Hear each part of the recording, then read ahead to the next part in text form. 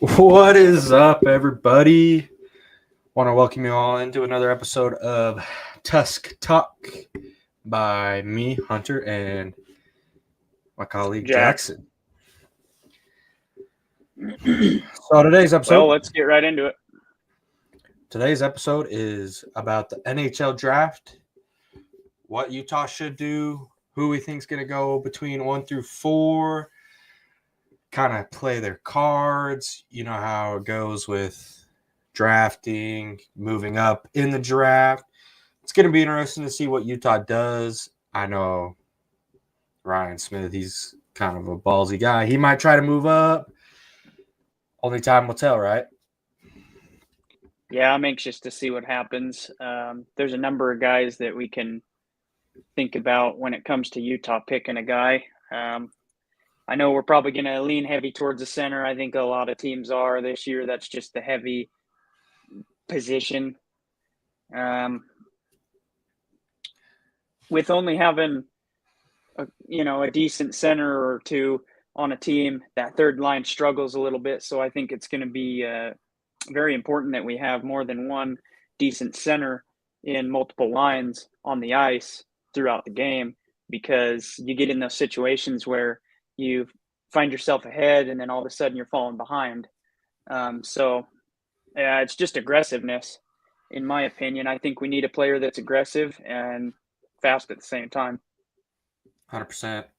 I don't see a defenseman in this draft going off till number 8, just because of the way the teams 1 through 7, how they stack up, what their needs are, how this draft's laid out with all the centers, wings. They got all that power. Like, everybody's kind of looking for that offense, not really so much the defensive side, I guess you could say. Yeah, I agree. I think offense is important. Yeah, I 100% first 5 picks easily are going to be your centers, right wings. It's just how I see it shaping out. Obviously, I personally think that this kid right here, Matthew Schaefer, I believe he is going to go number 1. Yeah.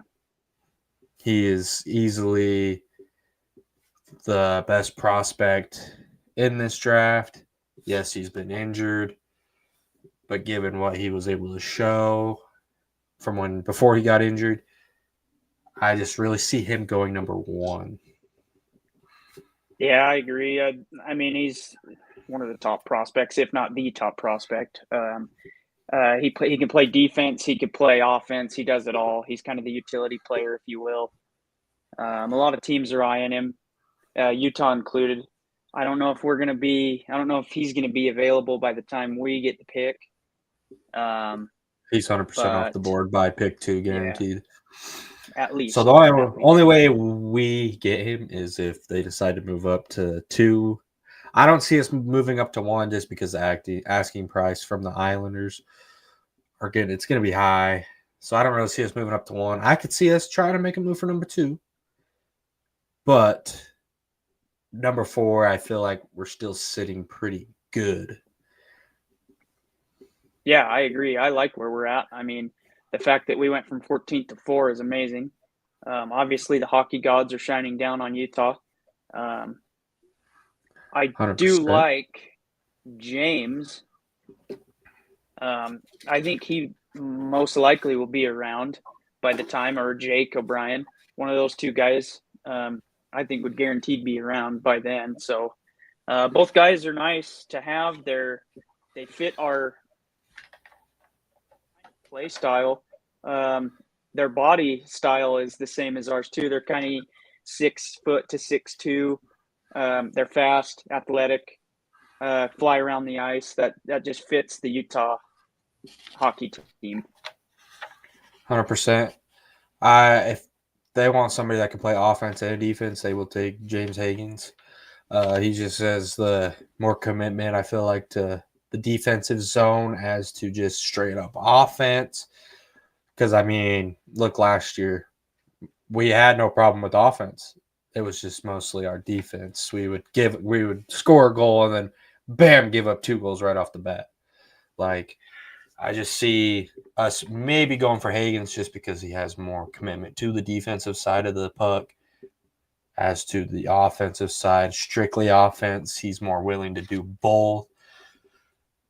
So, I mean, it's kind of up in the air. James Higgins, Jake O'Brien. There's also Antone Frondell, who I believe could be the sleeper of the draft. Many people are slept on him, but I feel like he has the opportunity to be quite amazing. Yeah, he's got a small sample size too, as well as Matthew Schaefer, but he's still 11 goals, 14 assists. He's got that elite offensive game, outstanding skater, and he won't shy away from physical play. I don't know if I love physical play, especially because last year Keller gets hit, our guys are right there, bam, and I just love it. I mean, that's just it. It's that old-fashioned style hockey. It's the physicality. It's the if you mess with me or my teammates, you're going to get some fists thrown at you. I love that style hockey. I hope it never goes away. I do, however, want to put Porter Martone in there in the mix. He'll definitely be available. He's a right wing, but I mean, you could put him at the center because, the height is there. But I'm just trying to, because it's so far up in the air of who's going to be available and who's going to pick who. Obviously Matthew won't be available, but I mean, we've just got so many options here at pick number 4 that, I mean, we can Can't go really with go just wrong. about anybody here. It's more or less of who we feel like we need at the moment, who's still on the board, all that fun stuff.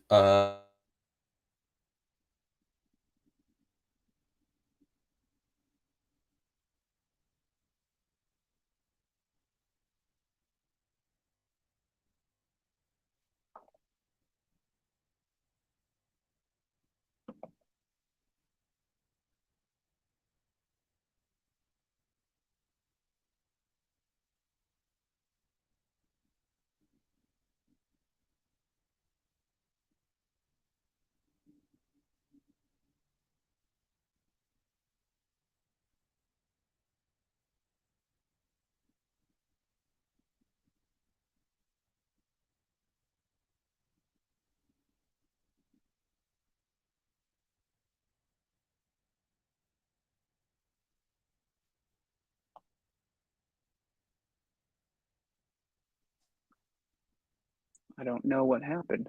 Hunter is off. Okay. What I hope to see the draft. Jake O'Brien and James Higgins, like I said, are my 2 favorites. It could go either way. If both are not available, I really do love Caleb. He's 6'2". He's got a very lean body. He could be very physical. I feel like that's somebody who would really, really benefit off of our team as well as us benefiting off of him. Sorry about that. The thing took a crapper. I was going to say, you're just... Whole system shut down, but we're back. I hope you were holding down the fort. Yeah, I was kind of confused at first, but what I was getting into was the Caleb situation. Talking about how if Jake and James are not available, Caleb could be a really good fit for this team at 6'2", 178.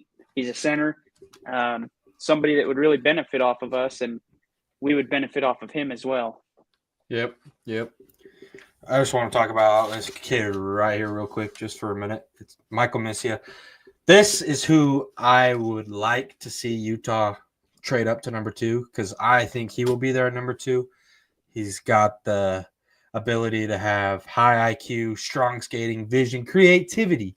Like, this guy is well-rounded. I could see him being like another Clayton Keller. Like, he's got that ability.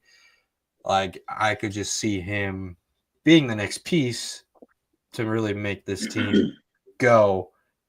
And that's why, like, on all the social medias, people are debating that Utah should move up to number 2. And that's because of this kid should be there at number 2. Yeah, the talent's there. The potential is there. Just like the whole, I want to say, top 8 guys in this draft. The potential and the talent is there. They're all going to be huge pieces to each team that they go on. You just really can't go wrong with most of these guys that we're talking about here. Yeah, I mean, Michael, he's freaking 62 goals, 72 assists in 65 games played. That dude is getting almost a goal every game and an assist every single game. What's there not to like about it? He's got it.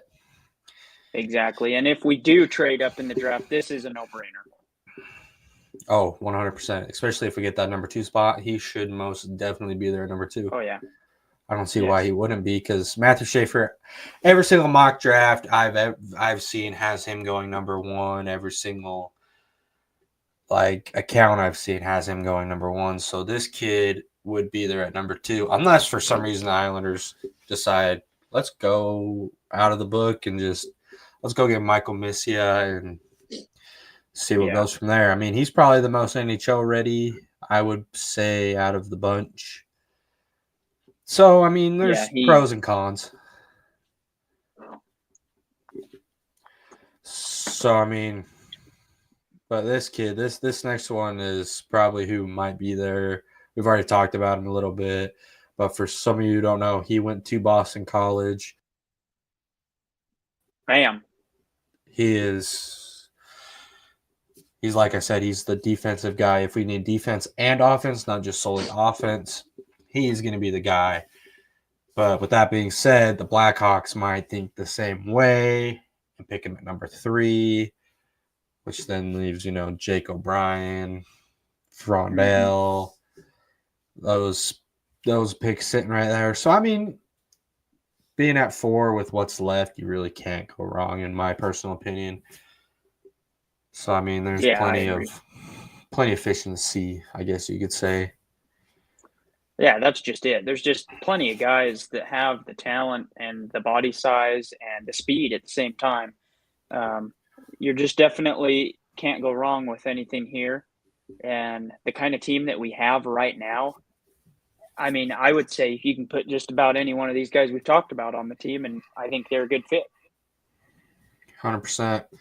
I definitely feel like this is a more offensive draft than it is defensive.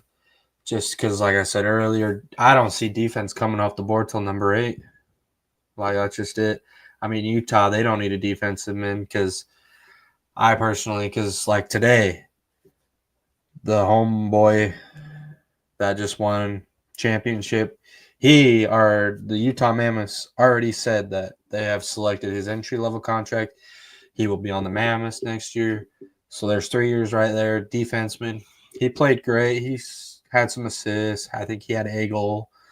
So, I mean, he's showing that he can play and not just be solely a defenseman. I mean, look at Sergei. He scores. He's one of the higher scoring defensemen in the league. So, there's a lot for him to learn from Sergei. I think it'll be great for him. Next year, I feel like this team's going to start coming together. It's going to be better. That's why I'm excited to see who we're going to pick at number 4. It's just all going to be great next year. I can't wait to go to the games and see the crowds, see everything. Oh, yeah. Can I just say how important it is that we get Mikhail Sergachev? What a guy in the locker room. What a general on the ice. What a guy that can teach these young players, especially the defense players. If you look at, Sean Dursey, these other guys, they're young, and we go in and get Mikhail, who has the experience. He's got the championships. What a guy to have on the team. These guys, the experience, wisdom. He's definitely helping out in the locker room, helping those guys' self-esteem, their confidence. It's, hey, you might mess up once, but, hey, you learn from it. You move on. You move to the next play. You don't sit and wait on that play. That was freaking Doan's first problem when he first started. That's why he got sent down. His confidence level wasn't there. And man, when he came back up, he became the best freaking stick poker in the league. Like, oh yeah, created so much offense just from stick poking. Like, it was amazing to see from when he first started the season to when he came back. Like, the comparison was crazy because he just looked so much better, well-rounded. I'm excited to see how much better he gets and how he plays next year. I mean, I know this offseason, anything can happen, but towards the end of the season, he was looking good. Like, he has a lot of potential, and I'm excited to see what he can do next year. Yep, 100%, 100%. And now, this is probably my sleeper of the draft. I've seen him on some draft boards. I've seen him low on some other boards. Some people are high on him. Some people are low on him.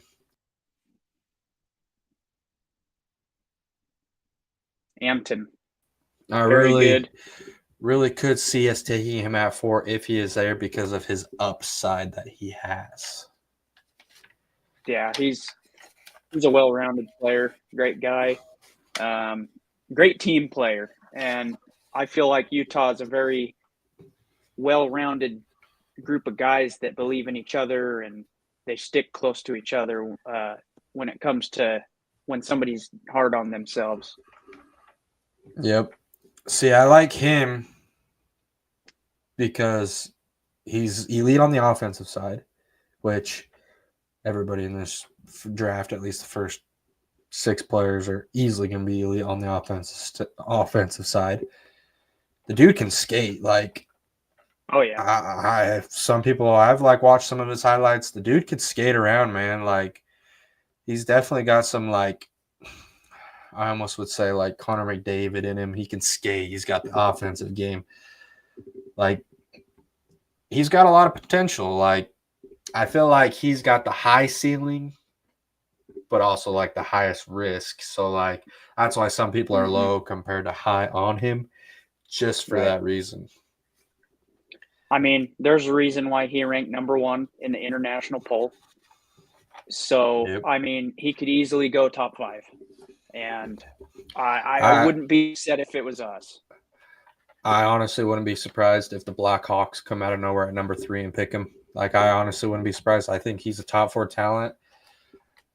I could just easily see him going to the Blackhawks at 3 just because of what they need, Yeah. But it's all just depends on who's there, who everybody's thinking. Like, this draft after pick number 2 could go 20 different ways. Like, it's just that crazy after pick number 2. So it's going to be interesting to see. I'm excited to see what we do. Mm-hmm. There he is. There is the guy, Caleb, that I was talking about earlier. He could be something special. In the junior definitely hockey a league. Sleeper. Yep. In the junior hockey league, he had 35 goals and 49 assists. So he's got the upside. He's got the goals. He's got the puck. He wants the puck. He's got the will to get the puck. And he will do anything to get it. Like, he wants to be that general on the ice. He wants the puck in his stick. He wants to do the work. He wants to, like, I could see him also being pick number 4 just because of the resemblance of the floor general and, like, all that stuff. He could be something. Yeah, I agree. I mean, he's really young. Yep. So that's also a risk. But the great thing about hockey is the minor league systems. I mean, these guys could be good, go through a couple of years of the minors, shoot their way all the way to the top if they're good enough. And he shows potential of that. Yeah, it's definitely nice when they're draft eligible. You own the rights to them. They could still go play in the OHL. They could go play in the AHL. There's so many options for them. You just own the rights to them, and then once they're ready, you bring the entry-level contract at 3 years, and then after that, the offer sheet. So there's plenty of options. It's just like what we were talking about earlier, like our draftees from 2023, given they weren't technically us. They were the Coyotes. But those guys are starting to come up, like the 4th overall pick that they had from that year. He's a defenseman. He's the one that's coming up. He's got the entry-level contract. They announced it today. It's going to be great to see all these players coming up. Our 4th overall pick from last year, he's still kind of working through some things. They said he'll probably be another year out. Give us 3 years, man. We're going to make some noise. Yeah, we're going to make a lot of noise, and it's so exciting. As a Utah sports fanatic, I've just been dying for a team that is relevant, dying for a team that is actually going to be something, you know. Like I don't want to knock on any of our sports here in Utah because they are great, but I think I'm talking about what we all think, you know. The Jazz, it's been a tough road. In my lifetime, Utah football has, you know, and BYU football, they let you down. It feels like with this hockey team, it really feels like we are getting somewhere fast, and something can happen in the next 10 years. Yeah, I give it 7, and I think we might have a Stanley Cup. I really think we got. I like it. By then, all these draft picks that we've gotten from the high rounds, they're starting to come in. We're starting to mesh. As long as we can keep our core, you know, Cooley, Keller, Gunther, Sergey. Yeah. I mean, Sergey's is like 7 more years. Keller, I think, is right there with him. Gunther, I believe, as well. So, I mean, the main one you got to worry about is Cooley. I think he's got 2 more years on his deal. I really think we're going to be – exactly. Speaking of Cooley, everybody out there is seeing this meme. It is the greatest pick I've ever seen a Cooley. It is literally the greatest. Put him up there. Look at this. Re-sign that man. That is our guy. If we don't re-sign this man, we'll riot. This is the greatest picture ever. This will be a meme for next season, I believe. I've seen all the videos already. Like, it is great. Everybody let me know what you got to think about it down below, because this is the greatest picture in Utah Mammoth history so far. Like, I mean, we got to make posters to take to the games next year. This, yeah, I wouldn't be opposed. That put it right behind the opposing team's freaking goals are coming. That'd be sick. But yeah, so basically to kind of recap, we believe Matthew Schaefer, he'll go number 1. Number 2, Michael Missia. 3, I have my bet on Jake Hagens or James Hagens. I don't know why I said Jake. Probably because Jake O'Brien. But I'm either James or Jake. Either way. But at the same time, you have that international player, that Anton guy, who is he could sneak up there. You know, he can go top 5. Yep, he could go 3. He could go 4 to us. I think he's got the top 4 talent. Mm-hmm. Time will tell in the draft. But as for that, I could see James Hagens 3 and us taking Frondell at 4.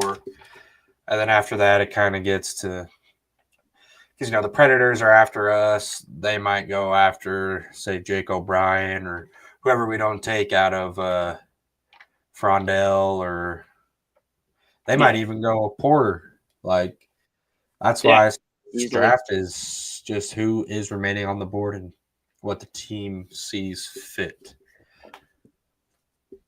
At the same time, after the draft, free agency. Yep.